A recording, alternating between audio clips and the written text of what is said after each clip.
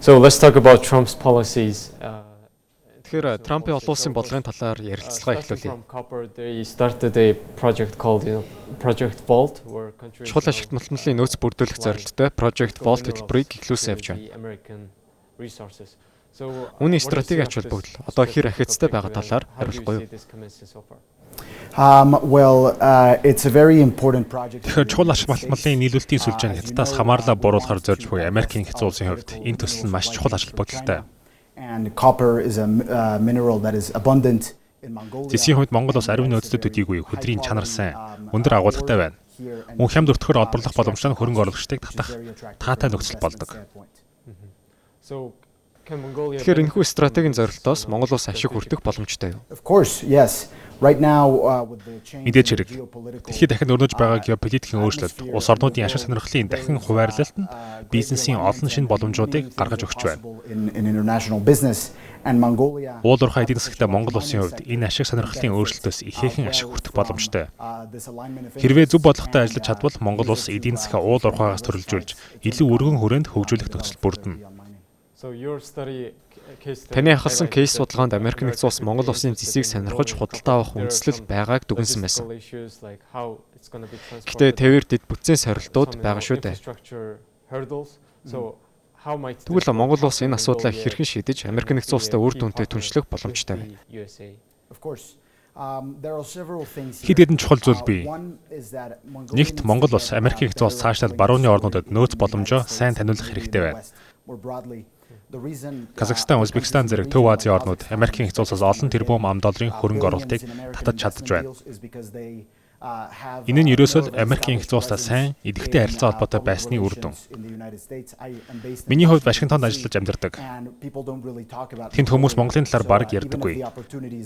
Хамтрах боломж эдийн засгийн үндэслэл байгаа ч Монголд бий тэрхүү нөөц бололцоог хүмүүс мэддэггүй. Энэ нөхцөлд ямар ч гадны хөрөнгө оруулагч орж ирэхгүй. Тиймээс Монгол улс өөрийнхөө нөөц боломжийг илүү сайн ойлгож, сурчлахад суралцах хэрэгтэй. Мэдээж та бүхэн маш их нөөц бололцоо, ирээдүй байгаа гэдэгт итгэдэг. Хөрөнгө оруулагчтай ярилцахад ихэнх нь надтай санал нийлдэг. So as of now, China is the biggest buyer of Одоогийн байдлаар Монгол улсын түүхийн эдийн гол худалдаа авагч Хятад улс.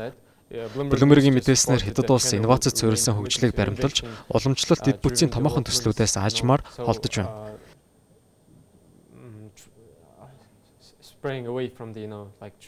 Ийм үед Монголын хамгийн том зах зээл болох Хятадын эдийн засаг цаашид хэрхэн өөрчлөгдөнө гэж таарж байна.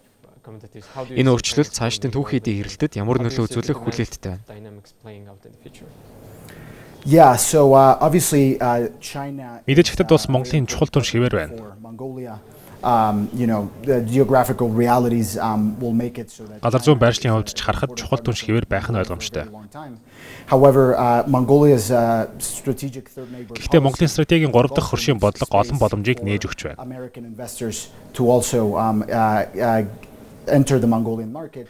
Америкийн хөрөнгө оруулагчдад Монголын зах зээлд нэвтрэх орон зай гаргаж өгч, Монголын хараат бус байдал, үндэсний аюулгүй байдлыг дэмжиж байна. So I want to talk about Trump's presidency. Трампын засаглал, гадаад бодлогын чиглэлийг асууя. Олон өөрчлөлтүүд явж байна. Виз олголтын хязгаарлалт. So we can highlight the recent visa restrictions. Mongolia was Монгол улс хязгаарлалтад орсон орнуудын нэг нь болсон.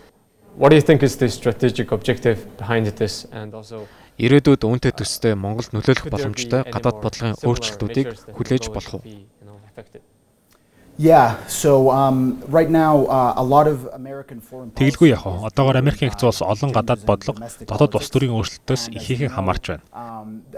With President Trump and his administration Трампын засаг захиргаа сүүлийн 10 жилд Америкийн хэцүү улсад том асуудал болсон хууль бус загаачлыг цэгцлэхээр эрчимтэй ажиллаж байна.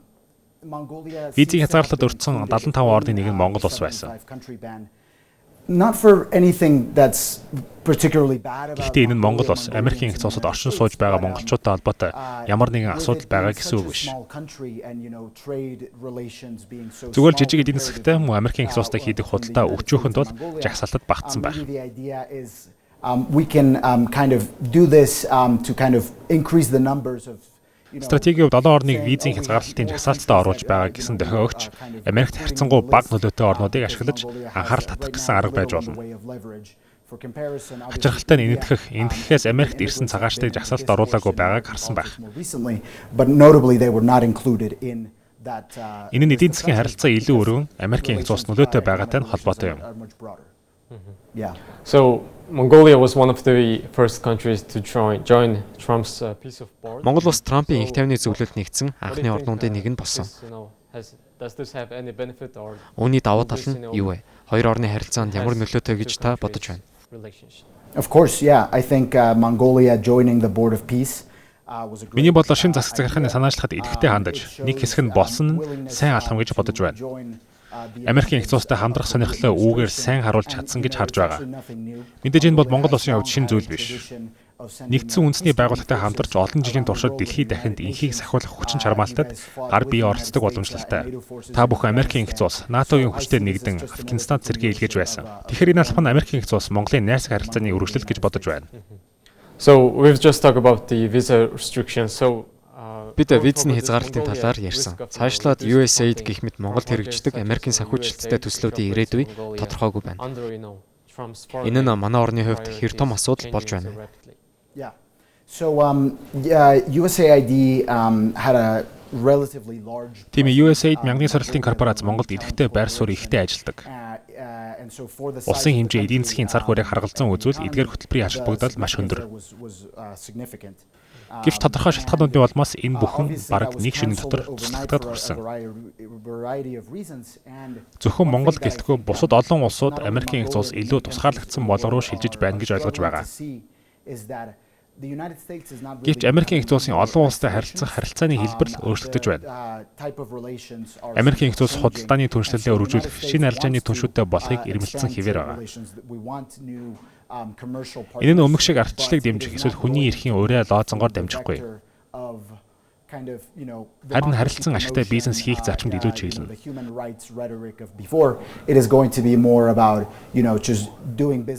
Монголчууд мөн бусад олон улс орны адил бизнесийн хамтын ажиллагаа боломж нээлттэй хэвээр гэдгийг ойлгож эхэлж байгаа. Зүгээр шинэ хэлбэрээр явагдана гэж ойлгож байна. Тэгэхээр Трампын бодлого Америкийн Монгол дахь хөрөнгө оруулалтыг нэмэгдүүлэх үү эсвэл Америк нэгдсэн улс дотоодын ашиг сонирхлоо нэмтэргүүн тавьсан хэвээрээ байх уу? So it's there's a short term and a long term. Энд богино болон урт хугацааны хоёр өөр хүчин зүйл яригдана. Урт хугацаанд бол Америкийн Их Улс дотоодын үйлдвэрлэлээ сэргээж хэдэн 10 жилийн өмнө хаагдсан уурхайнуудыг дахин сэргээх стратегийн зорилттой байгаа. Гэхдээ богино хугацаанд бид Хятадаас аль болох хурдан хамаарлаа бууруулах шаардлагатай байна. Тиймээс Америкийн Их Улсын түншүүд болон холбоот орнууд чухал үүрэг гүйцэтгэв. Энэ утгаараа Монгол улс тодорхой хэмжээний ашигт малтмалыг ойрын болон дунд хугацаанд Америкийн Их Улс нийлүүлж чадвал ихээхэн ашиг хүртэх боломжтой. So what could be the risk, as US China Америкийн Их Улс болон Хятадын өрсөлдөөн тэр дундаа стратегийн чухал ашигт малтмалын салбар Монголд боломж авчрах хэдиж геополитикийн эрсдэл дагуулж болзошгүй. There could be some greater geopolitical. Та эдгээр эрсдлийг хэрхэн харж байна? So the risks here have always been for the United States. Америкийн Их Улсын хувьд гол эрсдэл нь Монгол улс, Орос Хятадын дунд оршдог байгаа. Зөөлөж хэлэхэд энэхүү хоёр улс Америкийн Их Улстай маш төвөгтэй харилцаатай. Бидний хувьд хамгийн оновчтой стратеги бол баг нь илүү гэсэн зарчим. Газар зүйн байршлах шалтгаалan бид Их Британтай харьцдаг шигэ Монголтой харьцах боломжгүй шүү дээ. Гэхдээ бид 3 дахь хөршийн сайн түншлэлтэй байж чадна. Худалдааны харилцааг үргэлжлүүлэх боломж бий. Монголын жишээг Узбекистантай харьцуулж болно. Узбекистан бол дэлхийд цорын ганц далаад давхар гарцгүй буюу далаад гарцгүй орнуудтай хөрш зэрэглэлтэй оршдог томоохон улс. Гэсэн ч өнгөрсөн 6 дугаар сард Майами хотод зохион байгуулагдсан G20 дээд хэмжээний уулзалтад ерөнхийлөгч Трамп өөрийн биеэр Узбекистан улсыг урьсан. Узбекистан далаад давхар гарцгүй хэрнээ ийм боломжийг ашиглаж чадсан. Тиймээс Монгол далаад гарцгүй орно гэдгээрээ бүх боломж хаалттай гэсэн үг биш.